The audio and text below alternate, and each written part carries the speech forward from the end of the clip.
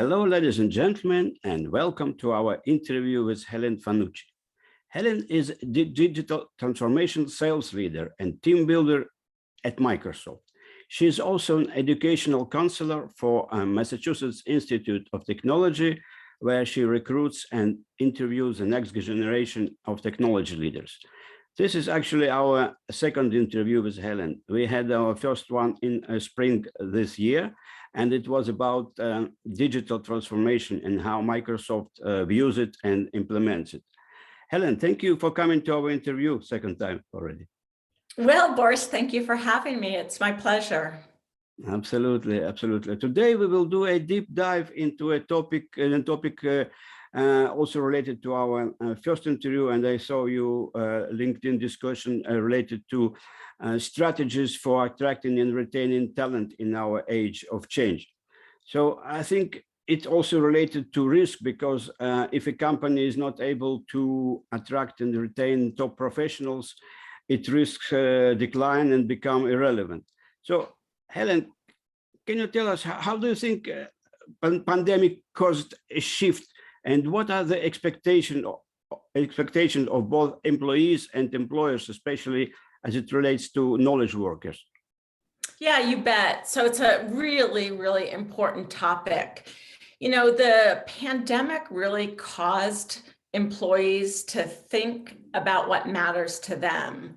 So, you know, I have employees that are scattered throughout the US, but also in India and Israel, and everybody had their own unique situation. And so all of a sudden, last March, everyone was forced to work from home because of the pandemic. And people's situations, you know, varied. Some had homeschooling, some had parents that they had to deal with, or they had COVID, and there were, of course, a lot of deaths that occurred.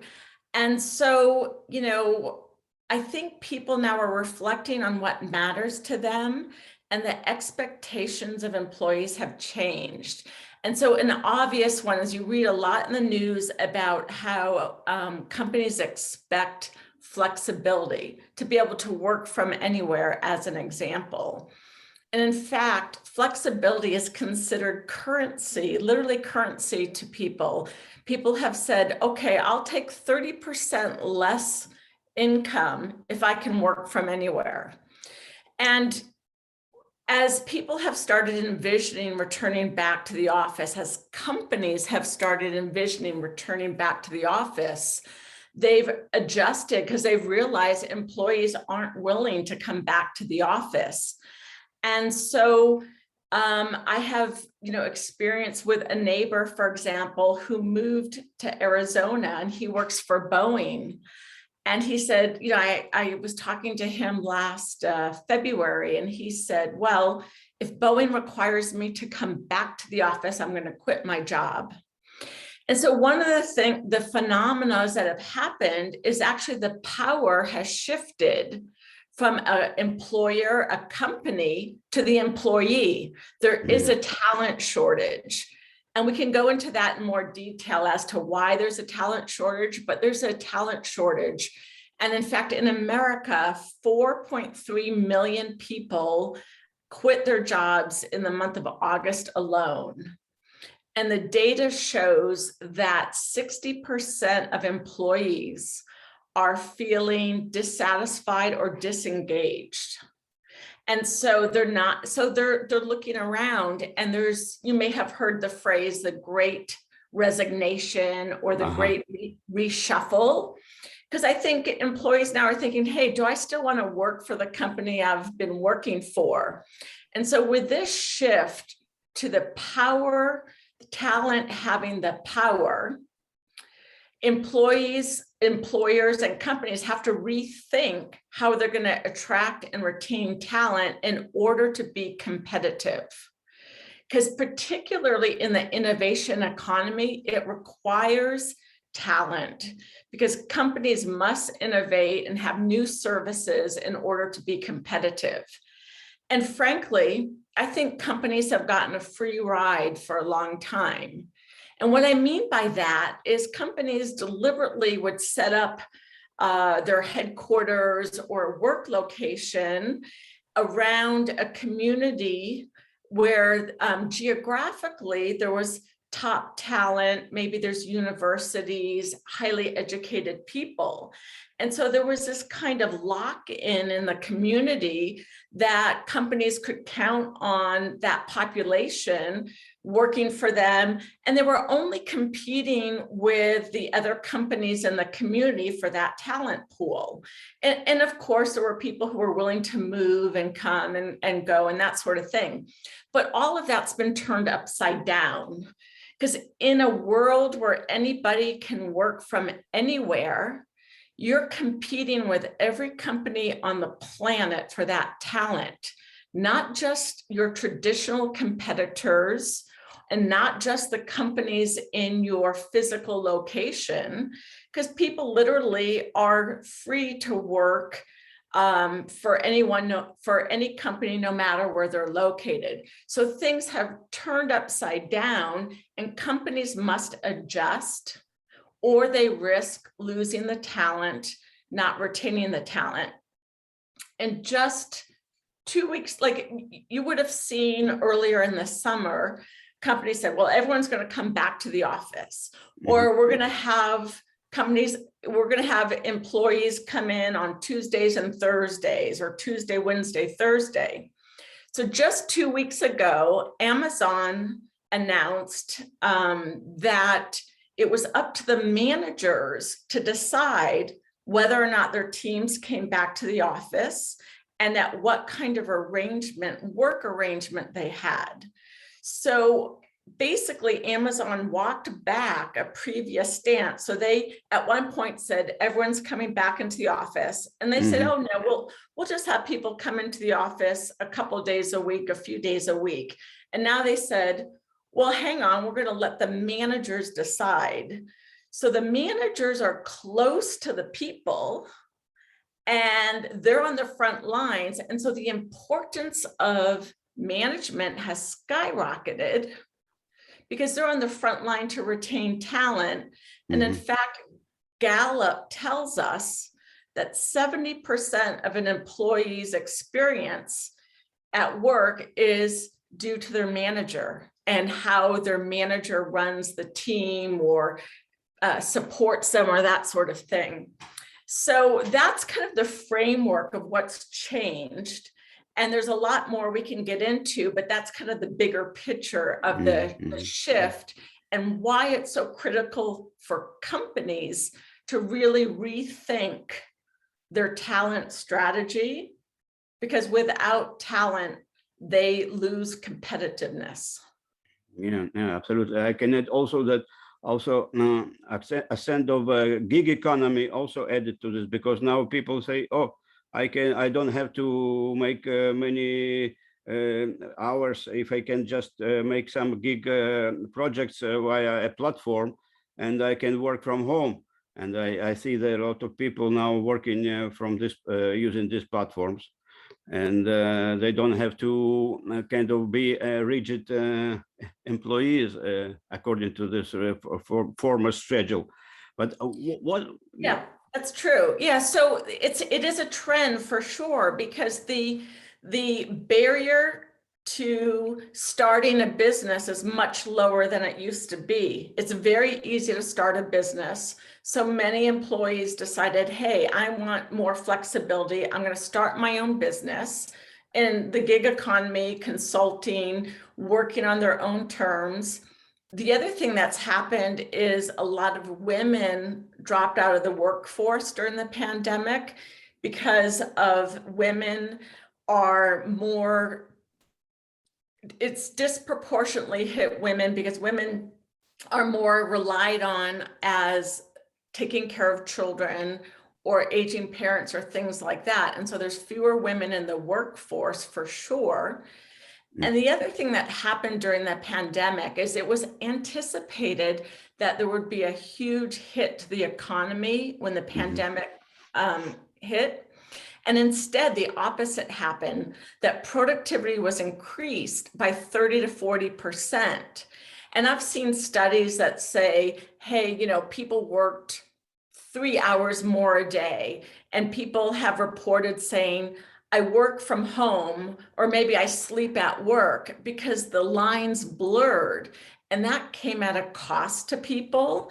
And so there's stress, burnout, mental health issues have become much more prevalent. And so I do believe that increased expectation of always on working also caused people to take a step back and either go into the gig economy, as you say, or maybe decided, hey, I'm going to pause work and regroup, and maybe they'll come back to the workforce at some time. I don't know.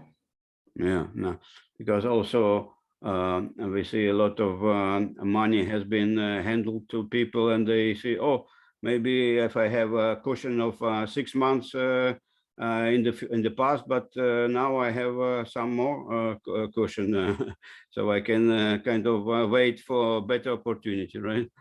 So what do you see as a, from your perspective as a leader in Microsoft? What are the most strategies that these leaders should implement to retain these people that are critical for their success? Yeah, so about a year and a half before the pandemic started, Microsoft implemented a new expectation for managers, that a new program and expectation called Model, Coach, and Care. So modeling the behavior that you expect of your employees. And, that is anywhere from how you interact, create culture. Also for me, modeling means being willing to support my team and do things that they're being asked to do. So sometimes, particularly if somebody's going on vacation, I will step in and I'll do their job for them. I will do things, I'll take notes in the background sometimes while they're presenting, because I want to support them so they can shine, because it's about really empowering my team. And I know some managers might think that's strange, but I call it servant leadership, really empowering the team. So modeling behavior and being willing to step in as needed. Coaching the team, and that's really important. So I'm a sales leader, and so I coach my team across a number of different topics, from strategies on account engagement strategies, executive engagement, aligning inside the company. So within Microsoft, a lot of the work that we do actually on behalf of our customers is getting the resources aligned within the company to bring to bear for the customer. And so some of my sellers spend, 45% of their time doing internal alignment activities. And so one of the things that I do is I try to help streamline that, provide them access to resources that I might be able to obtain more quickly, again, to empower them to be in front of the customer more. So there's modeling, coaching, and then care. So caring for employees. And caring has become all the more important. So critical that managers are able to build a relationship with their team. Employees now expect that you're not just treating them as an employee, but engaging with them as a whole person more broadly than just, a worker, if you will. And so it's got to be personal. And so I use a term called love your team. And I first used it in July when I was doing a keynote presentation at a conference of sales leaders. And I was talking about retaining talent. And I thought, okay, what do I say here? And what came to me was love your team. And I know that's not a common business term, like that's kind of weird, right? But it's the sentiment that I believe is important, because it's got to be personal you've got to be personal with your team and understand their needs, their concerns, their aspirations, and how you can support them on terms that matter to them. And so for me, caring for the team is being able to build trust and to, have empathy, walking in their shoes, if you will. And these are actually many of the same skills that people who buy products and services say they want from their sellers. Because in the innovation economy, what we sell is hard for anyone to truly understand.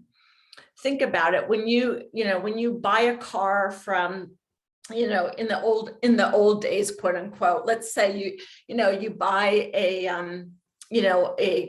Volvo. I had a Volvo in 2000 I bought, and that was complex with technology. But think of a Tesla.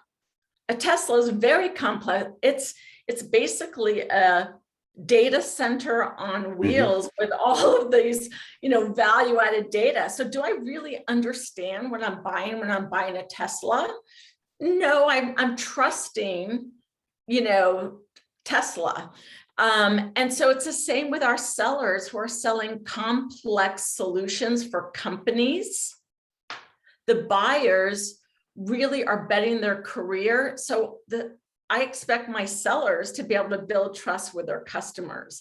So in an analogous fashion, I've got to build trust with my team, treat my employees as customers, if you will. Mm-hmm. So how does someone who listening to this episode and wanting to implement something like this will take action? What are the first steps, or maybe a few steps to take? Yes, very good question. So a few things is, first of all, being able to manage employees wherever they are. So remote management. And what that requires is that you set performance expectations based on outcomes and based on deliverables, things that you manage for outcomes, not manage for time on the job or activity. Activity does not equal impact. So if you're not comfortable or accustomed to managing for outcomes, I suggest that that's an important skill to learn. Also performance management. If you're going to build a high-performing team, you've got to have a mechanism to checkpoint to see how your employees are progressing along the way. In a sales organization, you can look at obviously pipeline and interim results. For my team absolutely is accountable for quota attainment, but they're also accountable for building stronger and deeper relationships higher up in the organization. So I checkpoint with them. What executives have you talked to in the last 2 weeks? Where, how are you engaging, and what kind of conversations are you having in terms of business value and transformation? So that's not a revenue conversation. That is if you will, a performance indicator, or it's an expectation. Another expectation I have that I check in with my team is, how are they doing leading a large, virtual team, basically a team that doesn't directly report into them, but they're the team leader for this customer. So there's actually 5 categories of conversations I have with my team. So one of them is setting clear performance expectations, and being able to do that remotely is an important skill. Another one is what I'll call career development and work-life balance. So establishing trust, understanding what matters to them, helping them with their career aspirations. Sometimes it might be, hey, they have a certain circumstance in their life and we need to provide flexibility, or I need to find someone to fill in for them if they're going on maternity leave or vacation or things like that. So there's career development, work-life balance. And let me tell you a quick story if I could. I had Yeah, an, sure. I have an employee that has a very, very large customer. And that customer was expected to release a request for proposal. And, for a big, kind of cloud contract, if you will. And we were competing for that business. And my employee came to me and he said, look, I have a 2-week vacation scheduled to Europe to see my family, because his family lives in Europe. And I know the timing is terrible, but I really need to go on this vacation. We're having a family reunion. My parents haven't seen my son since he was 10 months old. And I know it's bad timing, but I really feel the need to do that. So I said, no problem. Let's figure out how we cover for you while you're gone. And if I had said, no, you can't go on vacation because of this big proposal, I think he would have quit his job. Not that day, maybe not this year, but he would have said, wait a minute, I need to work for somebody and a company that better understands my needs as a whole person. And I will say that that is something that not all managers are accustomed accommodating. I've heard it said that some managers have the belief that, well, that employee's not really committed to their job if they're not going to prioritize their work or switch their vacation plans. And I think that kind of mindset is going to make it difficult to retain talent. So I was talking about the 5 categories of conversations I have. So performance setting, career development, work-life balance. Another one is account strategy and coaching. Another one is internal alignment. And because there's so much coordination, I mentioned I work on behalf of my team to help them with internal alignment. And then there are customer meetings and issue resolution. So customer escalations, meetings that they're orchestrating and they might need help with or want to strategize. Okay, who needs to be at this meeting? I can't get a resource I need, a specialist on pick your favorite topic. So those are kind of, as I think about how I interact with my team, because I've been giving this a bit of deep thought, those are the 5 categories of interaction and conversation I have with my team. Now they're obviously tailored to sales management because that's the work that I do. And so I would suggest to your listeners, when they think about what they need to do to retain talent, first and foremost, think of their employees as customers and what can they do? How do they need to shift their orientation to take care of what their employees really care about? How can they help empower their employees to be more successful? And also, how can they support their career aspirations, whatever they may be? Yeah, fantastic. You just opened to us all this box of hidden box of secrets from how Microsoft is managing their talent. So I urge our listeners to listen to this very carefully and implement these 5 steps. So I think this is was a very, very interesting and very concentrated interview, and I actually don't have any questions. So maybe last question, if to finalize, if somebody would like to walk away with 1 or 2 major takeaways, not just to 5 of the steps, because probably it will, for a small company, it will take a lot of time to implement, maybe 1 or 2 nuggets for small companies, what would you think to implement? Okay, so there's a lot of talk about attracting talent and retaining talent. My advice would be focus on retaining the talent you have first and making sure that they really are top talent, that they are delivering the impact and expectations that you require. And if they're not, ask yourself, have you been clear about your expectations?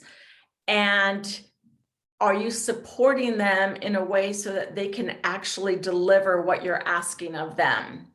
And the reason I say focus on retaining the talent you have and making sure that they're supported and delivering is if you focus on attracting talent first, if you don't have a strong base inside your company, you might end up attracting people only to have them leave 6 months down the road. So I would say really focus on providing clarity to your team, create clarity, have clear results, focused expectations, and then support them and support their success, and not just at work, but consider them in terms of their whole life, and how you can best support what they care about.